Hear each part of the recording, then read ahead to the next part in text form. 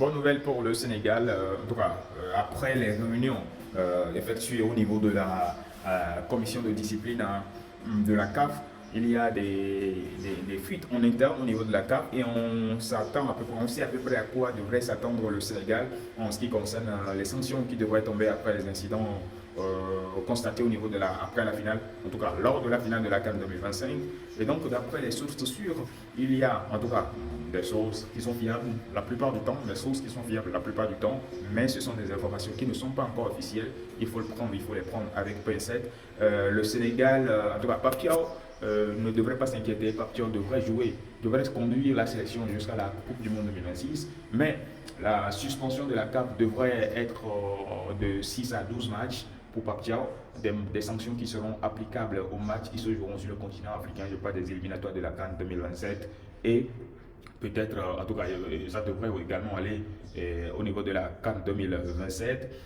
Papier devrait également devra payer une lourde amende.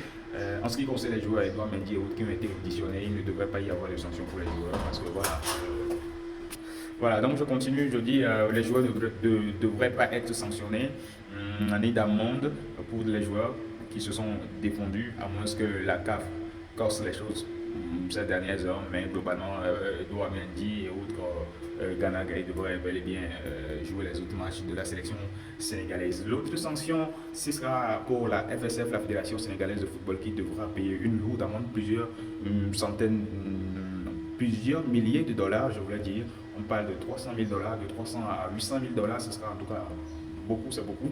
Mais au-delà de ça, c'est tout, hein, c'est tout pour les sanctions. Peut-être que le Sénégal devra jouer quelques matchs à huis clos. Ce n'est pas encore sûr, on attend officiellement de voir, mais ce sont des indiscrétions. C'est à peu près ce à quoi on doit s'attendre en ce qui concerne la suspension, la sanction qui devrait tomber sur le Sénégal. La CAF a tenté d'impliquer la FIFA